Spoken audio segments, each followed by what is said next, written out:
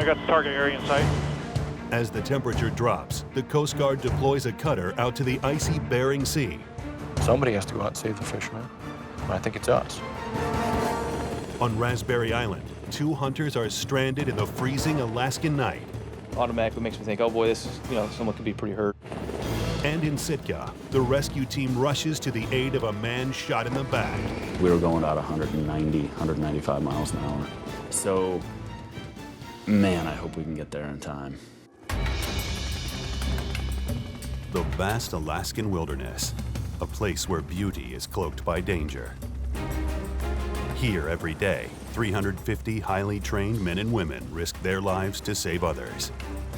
America's deadliest waters are protected by Coast Guard Alaska.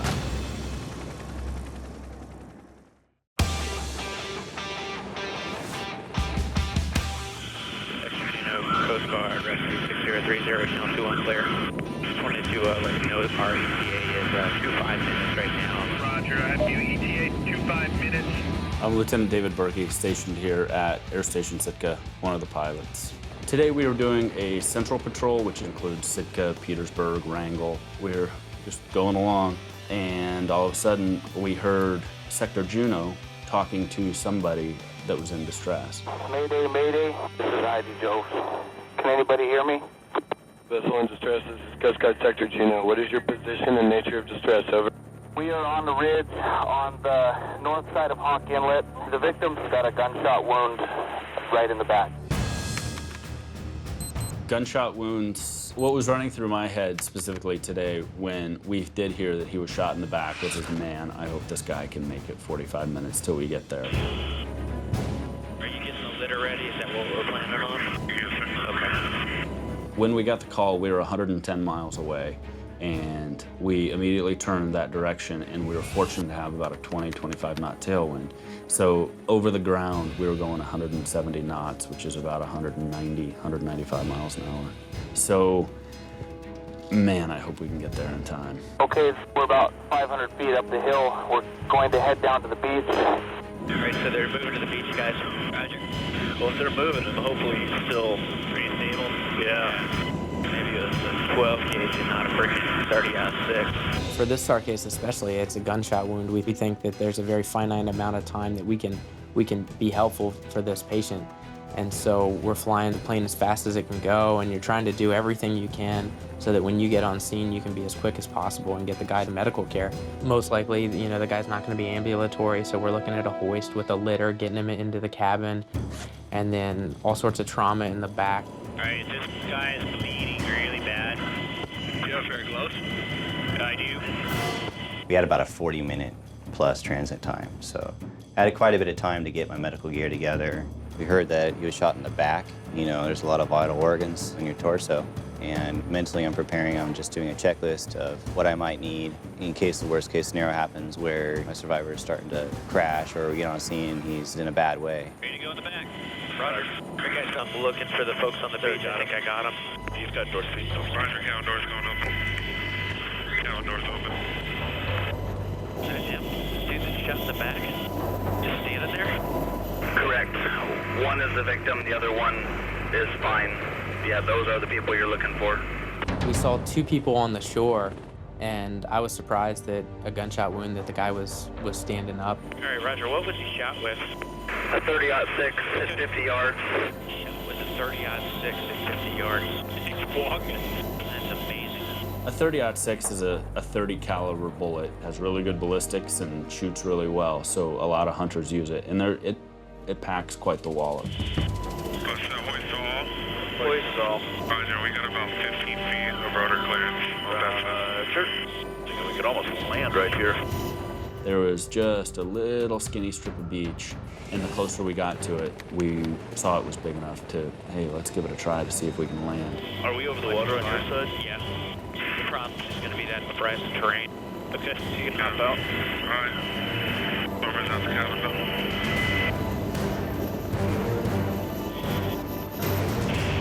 Right wheel touched, flight mech cleared me out, had my load and go medical kit with me, made patient contact. As soon as John was able to hop out of the aircraft, we took off just to give him some space to be able to talk without all the rotor noise and rotor wash and all that. I asked him where he'd been shot. He turned around and showed me the entry wound. I asked him if he has any trouble breathing because it was probably at the lower end of where his right lung, lower lobe would be. I asked him if he was in pain. He said, yeah, of course, you know, it hurt.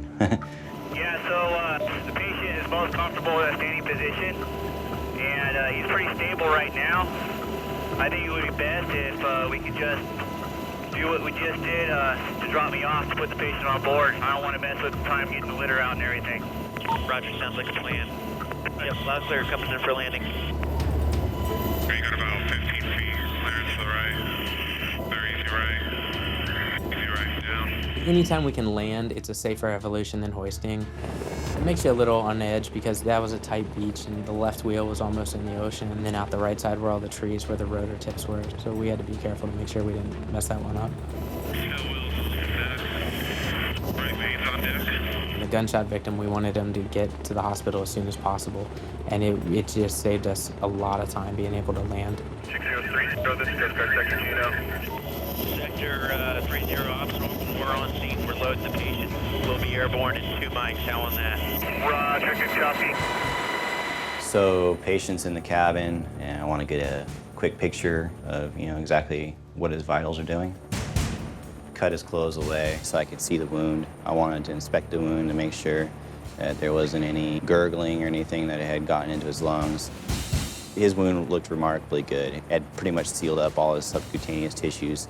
He's not bleeding all that bad. Okay.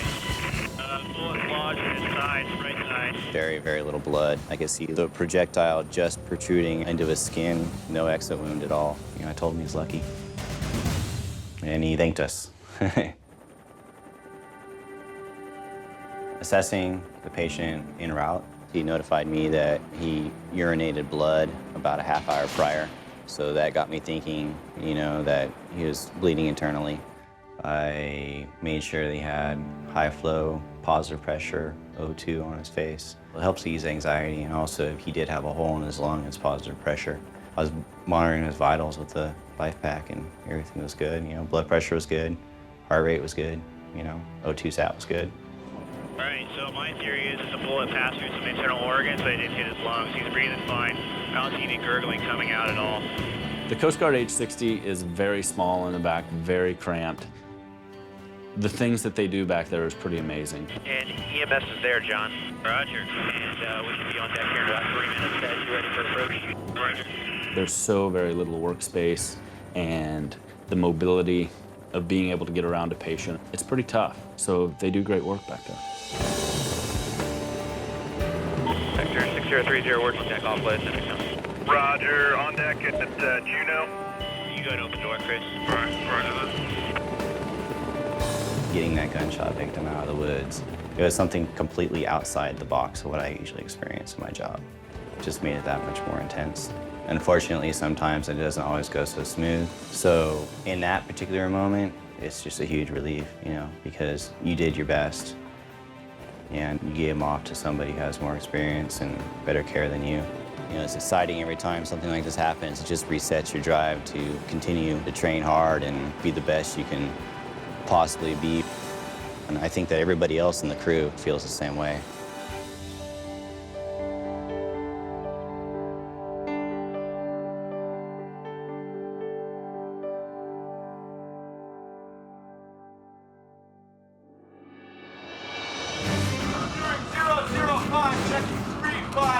The Coast Guard cutter Sherman. We're going to spend our time up here in the Bering Sea and making sure that the fishermen out there are safe. So boarding them, checking their safety requirements, protecting America's interests at sea. We've got a 76-year-old male, difficulty breathing, flying to Uzinki. We've got our EMT. Our mission is to bring him back here to the airport.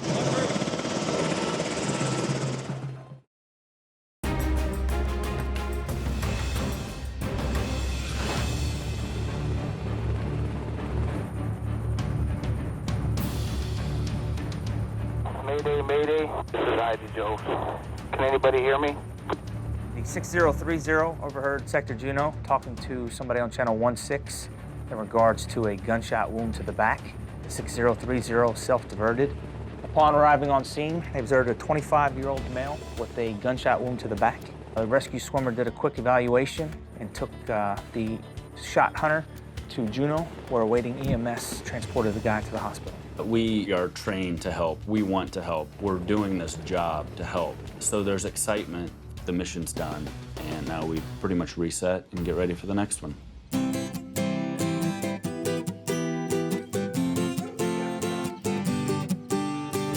Was this for the green beans or was this for the sauce? That was for the sauce. I'm Lieutenant David Berkey, stationed at Air Station Sitka, and I'm one of the pilots. That's just like Daddy flies, isn't it? Every time we tell her that Daddy's gone to work, she goes, work, and helicopter. We'll get home and she'll be like, helicopter, helicopter. Again? This one is Morgan. She just was 4 weeks yesterday. And this is Carson. She is almost 2 years old. That's Sadie, and she loves attention. One of the other pilots, Andy Clayton, we're having his kids over so he and his wife can go out and have a date night in here within another week or so. They'll be doing the same for us.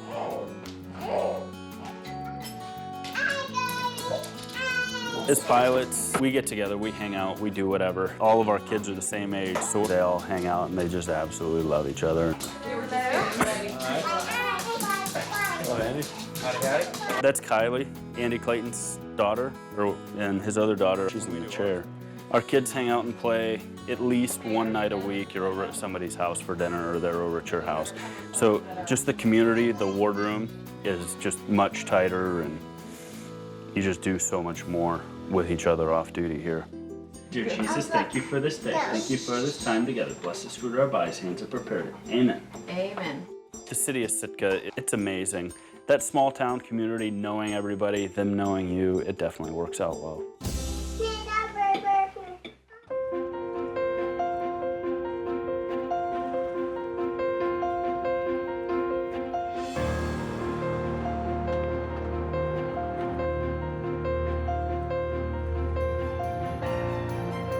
Very well. Hazard steer course 215. Raise and secure bow prop. All right. Are we doing all right? Got a moment to break? That was good. You did exactly what I wanted you to do. Get a good hard twist. Get a feel for what the boat does. Let the boat talk to you, right? What'd you hear and feel? Felt the vibration? That's us cavitating a little bit. That's putting a little power in there. I'm Captain Joe Hester. I'm the commanding officer of the Coast Guard cutter Sherman that you see here behind me. For the next several months, we're going to spend our time up here in the Bering Sea enforcing fisheries laws, protecting America's interests at sea, and also making sure that the fishermen out there are safe. So boarding them, checking their safety requirements, making sure that they're up to standard, and in the event that one of them gets into trouble, we're there to respond. My family has been rescued by the Coast Guard. And I'm telling you, when you believe somebody in your family was saved by the Coast Guard, it changes your life. That's why I'm here. He's coming around to the left. Roger, update on contact bearing 355. Contact appears to have crab pots on deck. Aye. This morning I asked Combat to make sure we had picked out some targets to board, and they've done their job. And they've set us up here for vessel. You can see off our starboard bow here. We're heading right over there to board them. It's important that we see that they're taking what they're taking legally. No dilly-dally and make sure all the BO equipment's in the small boat before we get lowered. Once you guys are all ready, we'll break off to a good launch course, drop you in the water, get your people down. All right, let's get it done. Come left, steer course 135. Come left, steer course 135, aye. We just got done launching our CG-180 small boat. It's our job to be prepared, be ready to launch a small boat at all times, and get out there as fast as we can and do it safely as possible. Very well. 46 is away, request 5 minutes standby. Stay on course 005. Stay on course 005, aye. 005, checking 351. The boat's alongside, keep caution. let's hold it right where you are, because if he comes back to the right, you don't want to be too close. Boarding team is aboard. All right, Captain, go top. Captain's up top. All the paperwork, everything's up there. Thank you.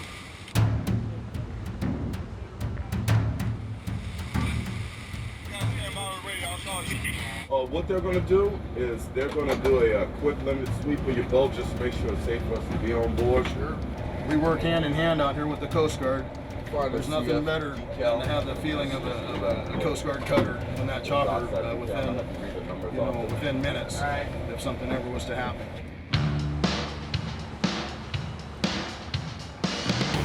Checked all their safety equipment, everything came out right. Had a few small issues with the life rings, but corrected them on the spot, so no need for a violation. And they're using proper release of their catch, and everything was set. All right. Well, that sounds good. Let's get out of here. Great boarding. Very pleased with the guys. I think they did a fine job. This is exactly why we're supposed to be here. All right. That's great stuff, BMO. I'm proud of you. Good job. All you guys, good job. Somebody has to go out and save the fishermen. Somebody needs to stop the drug runners. Somebody needs to patrol our coasts. And I think it's us. A Good Samaritan had reported that he'd sighted 2 flares. We notified the H-60 crew. They're fatigued, they're cold, they're tired. The hypothermia can really mess with a person's mind. Automatically makes me think, oh boy, this, someone could be pretty hurt.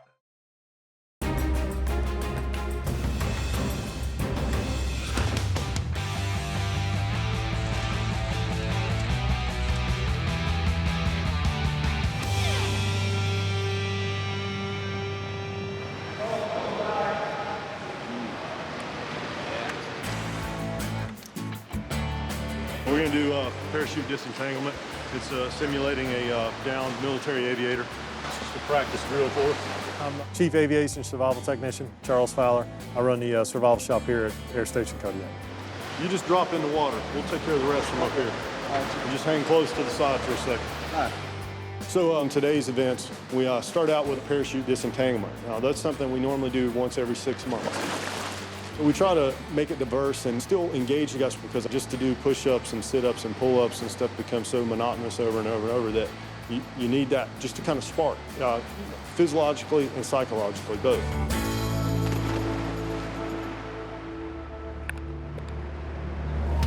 Here in Kodiak, we're fortunate enough to have the tower, so we'll do some deployments off that, which simulate deploying off the helicopter.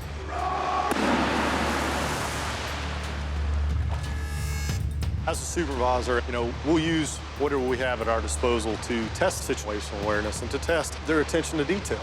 Hey, can you hear me? Hey there. There we go. Couple for you. U.S. Coast Guard.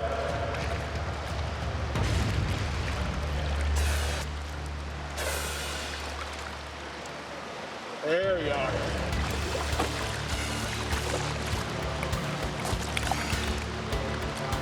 All right. As an AST and rescue swimmer, you're faced with difficult situations at times. You're dealing with multiple survivors, severe injuries, trauma, small children are sometimes involved. You have to compartmentalize this, and you have to keep your mental fortitude focused and then be able to get the mission complete and get people safe and home.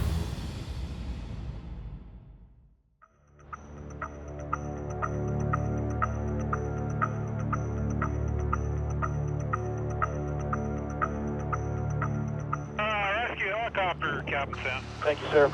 And can you please take in the name of your vessel? That would be the Captain Sam. Just sitting here at the desk, started monitoring over Channel 16, Emergency Freak. A Good Samaritan had reported that he'd sighted 2 flares in the vicinity of Kupinau Strait.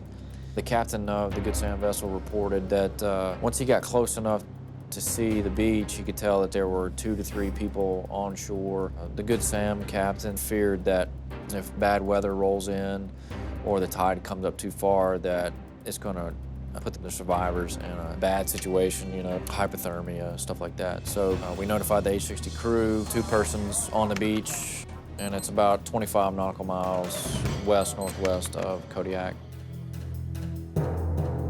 So I'm sitting at home, playing with my laptop, watching some TV, when the call came in from the operations studio officer for a possible SAR launch for 2 guys stranded on Raspberry Island. He already gave us a thumbs up, as in, you guys are launching now, and we ran out to the aircraft. All right, level off checklist. Yep. Roger. Position, labels up right. Checklist is complete.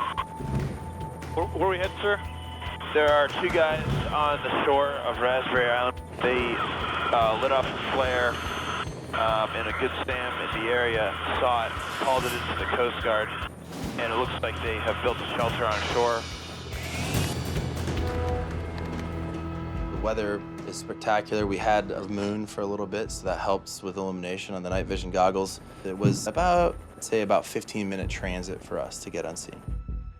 Be advised, we were unseen. Did you see the people, Jim? Yep, I saw the people. Going out, we knew very little. There seemed to be a sense of urgency to get out there. The hypothermia can really mess with a person's mind. They'll take off their survival suit. They'll think they're warm. So it's important to try to bring them back to reality and say, hey, listen, we're here. It's okay. We'll get you out of here.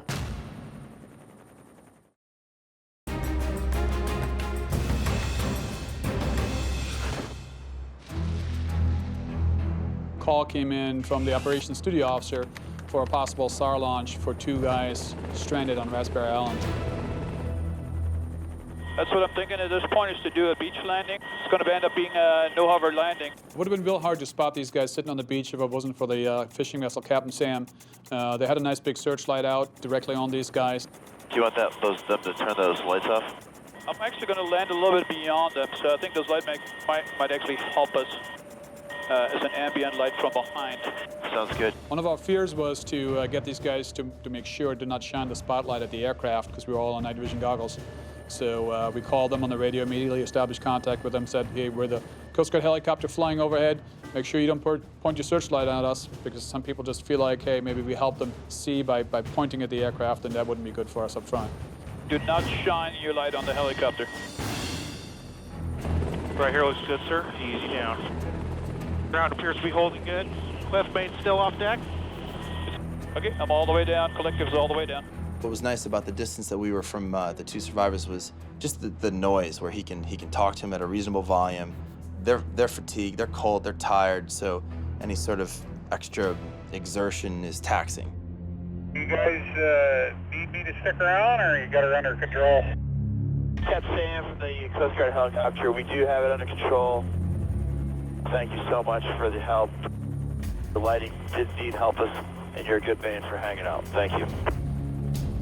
We fly in, and you can see the Captain Sam had all their lights on, pointing directly where the 2 individuals were at. If that boat didn't see them, we may have never found them.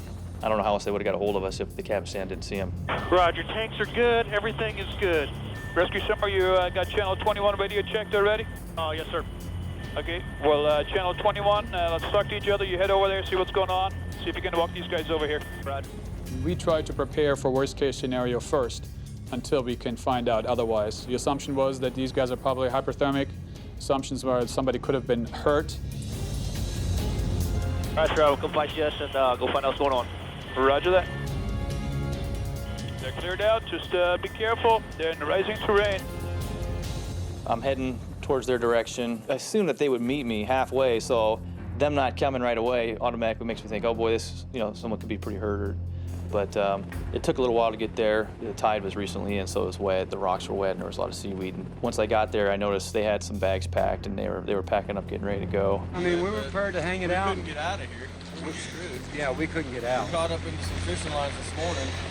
And it swamped, and it cut the boat motor, and when it did that, it would just throwed us right in here, and the bow. Nowhere to go, The bow went down, and after about 18 hours on the beach working, trying to keep the boat from going into the ocean and getting camp set up, we were physically and emotionally just wiped out. Both of us were starting to suffer from heat cramps, muscle cramping up. There was no better sight than to see those flashlights coming towards us on the beach. Just 2 months ago, I had a femoral artery. I had bypass. Bypass. Just the Kuhneman, there's concern. You got Roger, older gentleman with some heart problems. I've been taking a high dose of Coumadin, and that makes me bleed really. My blood's real thin. Okay. I have been taking a high dose of Coumadin, which at that time I did not know, but it was off the chart medical-wise. So if I'd have took a bump on the head or even a cut to my arm, I would have bled. You would still see me on Raspberry Island. We get in the helicopter, we give you guys some life jackets to put on. Sure, that's fine. For the ride back to Kodiak. We can talk about all this when we get back, but That's fine with me. I'm ready to go. It's real slippery, so let's. I'm sure you guys know you've been on this beach a lot longer than I have. Yeah. We'll just start heading that way. We'll take our time. My legs hurt real bad. I got all my medicine in there. I wouldn't have sleep on. I feel real lucky, and I credit the Coast Guard all the way. That, you know, we wasn't sitting there for weeks or days on end waiting for somebody to come and get us. Please telling them to stay low. First guy's scoping in. Sector 6006, we have the 2 survivors on board, and we're seconds away from taking off. All right, we got everybody in the cabin. Stand by, let me confirm that with the swimmer. All right, sir, we are ready for takeoff. Hey, so how are those 2 guys doing? Overall, their state of mind and their health? Yeah, I said obviously they feel a lot better that we showed up. Wow. Rescue 6006, roger, be advised. We are airborne en route to Kodiak. Yeah, so the 60 lifted, they got the guys on board. They should be back about a 15-minute route. Hopefully they're on deck in about another 5-10 minutes.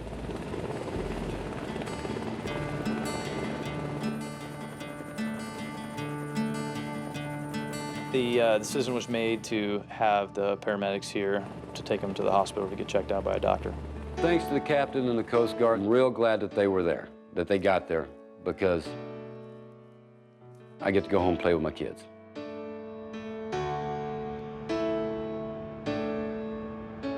In a matter of 3.5 hours, you know, when sitting on the living room playing with the laptop, 3.5 hours later, we land here and we drop off some guys and then go home, back to the family. You know, that's great.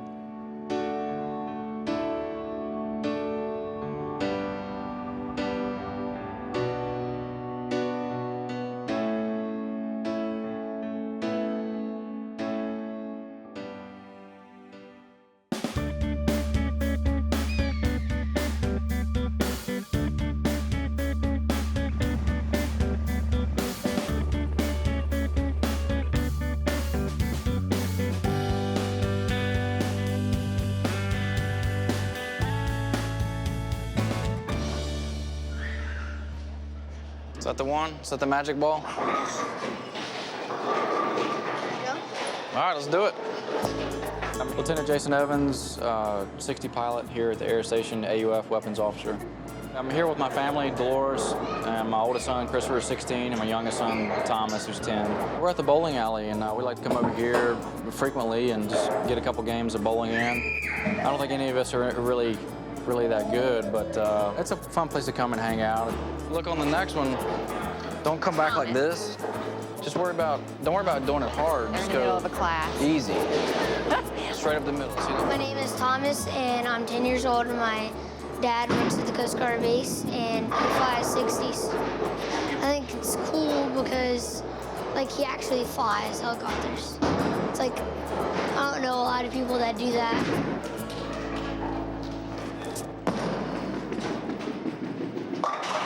The Coast Guard has a really important job. I mean, because saving people is really awesome. It's a really awesome thing to do. And if we didn't have the Coast Guard, there'd be a lot of people, you know, that would get lost out at sea and stuff. And especially here in Kodiak because of the weather. We weren't expecting to come to Kodiak, and that was a little bit of a shock. But looking back on it now, there's no other place that we'd rather be than Kodiak. And we're really thankful it worked out the way that it did. Really glad to be here. Let it go close to the ground, Thomas. There you go. Nice. Thomas almost was right. My family's very supportive, and if it wasn't for my family, I wouldn't be here, and especially my wife. If it wasn't for my wife, I wouldn't be where I'm at today, so it's great to have them here with me. You missed it. All right, good job. We were actually talking to the boys the other day about the Coast Guard and its mission, and that it's just not one person that the glory falls on. It's a combined effort of so many people to just perform this one rescue, and it's just amazing what they can all do, and I'm proud of him, and I'm proud of all of them. a good thing I don't bowl for a living. We've got a 76-year-old male, difficulty breathing. We've got our EMT. Our mission is to bring him back here to the airport.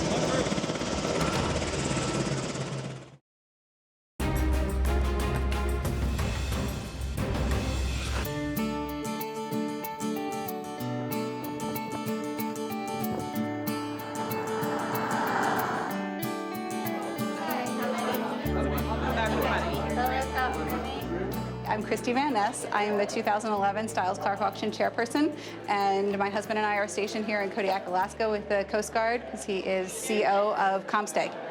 Every year we hold the Stiles Clark Auction. We raise money to buy gifts and presents for 7 of the outlying villages of Kodiak that are inaccessible except for air or boat.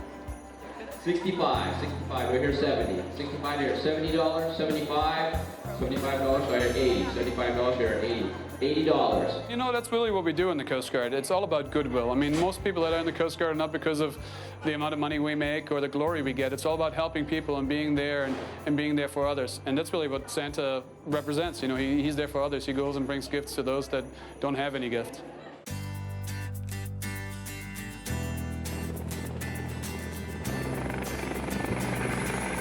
There are quite a few villages around the island where you see very little outside contact.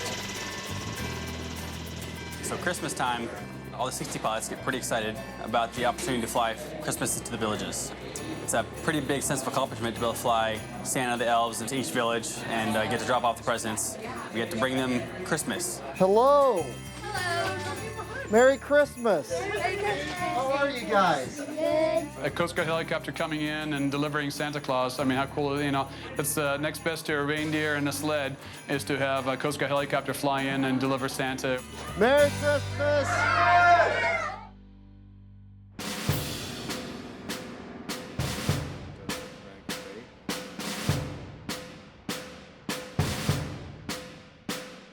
We're getting ready to do it's a little fun game that ASTs do for little underwater practice. Basically, the object of the game is to take the brick and take it to the other side and put it between the 2 cones in the gutter.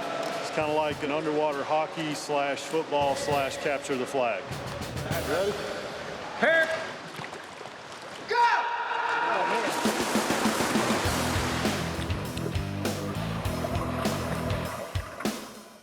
Brick vault's definitely been something I've enjoyed throughout my career. So I still get in there with the guys, still mix it up with them. It's a little bit rougher game than what most people are used to seeing. It teaches you how to, gain control, and it teams you up against someone who's matching your own strength.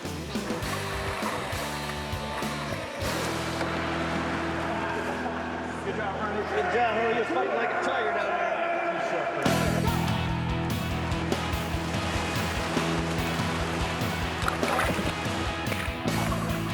A lot of pushing, grabbing, punching. It's just what we do because we have to stay in shape. When you get that panic survivor, 50 migrants jump on top of you, what do? You're gonna have to fight to get back up. Push him away from the wall.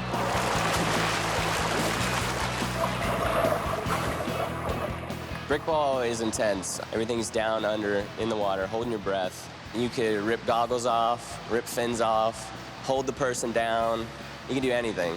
It's like a herd just coming to one area. So we slam into each other. I think someone said they might have a black eye. It's a nice change of pace sometimes.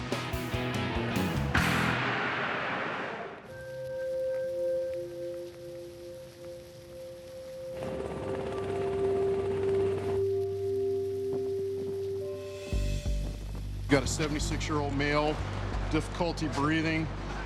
Guidance is really clear, that's a 1. Pilots, Jim, how are you feeling? Very good. Very good, I'm as well. We got plenty of sleep last night. Air crew? Awesome. We got a call from District 17 requesting a Medevac of a 76-year-old male off Uzinki Island. It's about 10 miles just to the north here of Kodiak. The guy's having trouble breathing, so we're gonna bring him back to the base and take him to the hospital. Plan on heading out of here. We'll take the low-vis route. We'll have that loaded up in the flight director. If it looks like we can get across through town, we'll do that. It'll cut the time off. If not, we'll immediately turn offshore, take the low-vis route around. It'll be about a 45-minute transit. Low visibility is always a factor in Kodiak, so that's something the pilots consider before launch, and something that we always have to take a look at.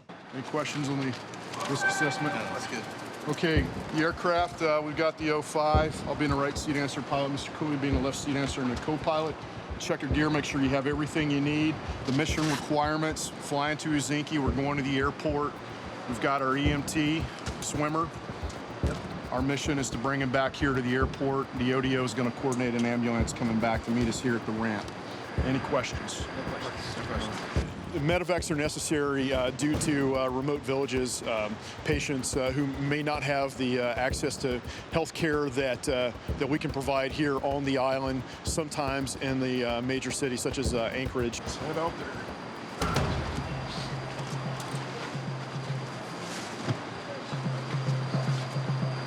The initial call, I was asking if they had any kind of amplifying info, but the only thing I got was he's having trouble breathing and to send EMT or above. So all our rescue swimmers are EMT qualified, so that's what we're sending. The transit will take about 45 minutes, hopefully be on deck no more than 15 minutes, getting the patient loaded and stabilized, and then about 45 minutes back.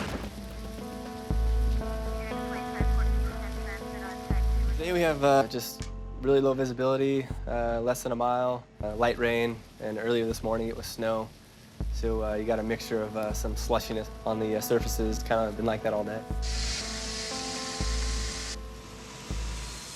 The patient, he was an elderly gentleman, 76 years old, and he had difficulty breathing.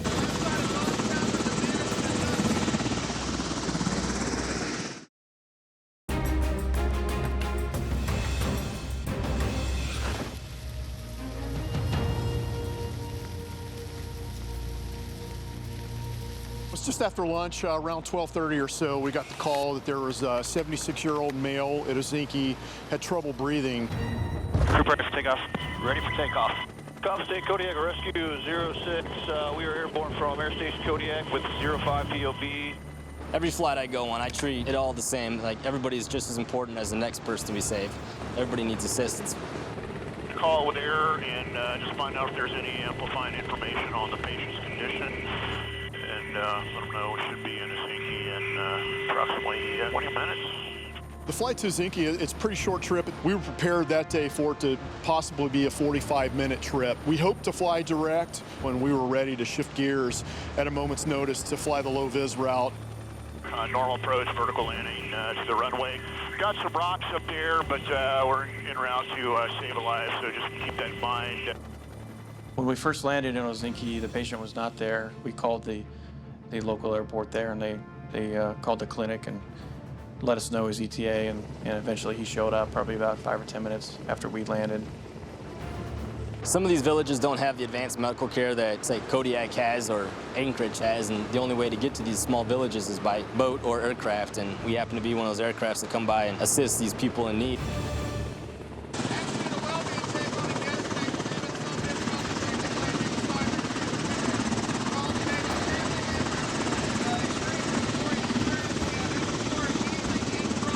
So when we first got on scene to the ambulance, at that point I'm just gathering information, trying to figure out the best way for me to get him into the helicopter, and also what I need to use out of my EMT kit to make sure that he's comfortable and safe.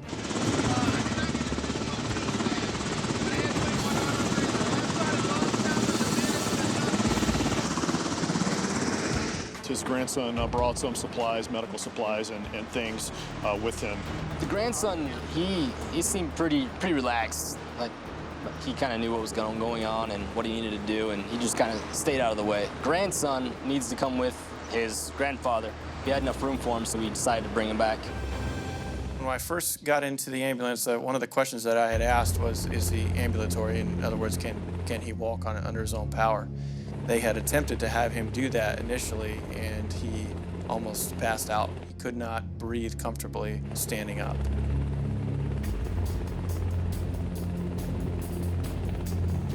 I was initially concerned with laying him down in the litter that it would cause him to be uncomfortable or not be able to breathe very well. Sure enough, as soon as we laid him down in the litter, he didn't like it.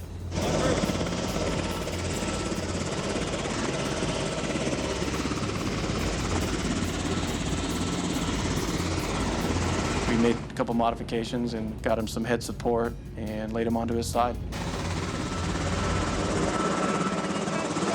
Laying a patient on their side in the litter is not typically standard, and obviously we would not be doing that in a hoisting situation. But in this situation, we're just carrying him from the ambulance into the helicopter. When somebody has difficulty breathing, you want to get him into a position where they're comfortable, and that position for him was laying on his left side. I'll probably be kneeling next to the patient for most of our short transit back. A case like this, you have an older gentleman with respiratory difficulties. It's really important we put forth a maximum effort in this case.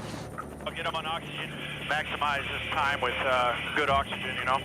On the ride back to Kodiak, we're intending on transferring care, so I'm trying to gather some information from him and the other passenger. Also monitoring his condition. I kept him awake. He kind of wanted to go to sleep. I wanted to keep him awake so I can make sure that he was breathing okay. Guys, if the ambulance is out there, you guys just go ahead and take them out, and we'll worry about the shutdown. Roger that.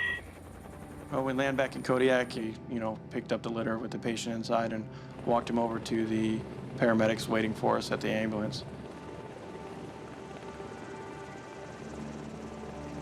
We transferred him over to their gurney, retrieved our gear, and I gave them a full medical pass down on the patient, and off they went.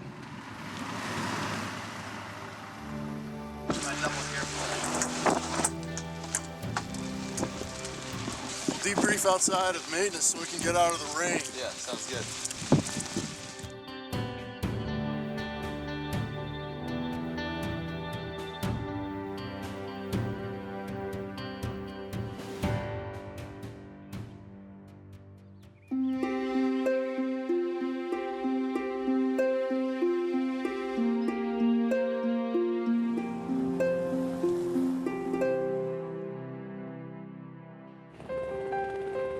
It's a great feeling when you return home from a case and you're able to bring a patient back alive and in good condition.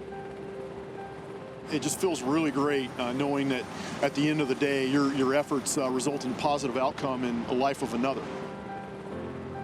When you save somebody's life for the first time, when you know that your team has saved somebody's life, change your life.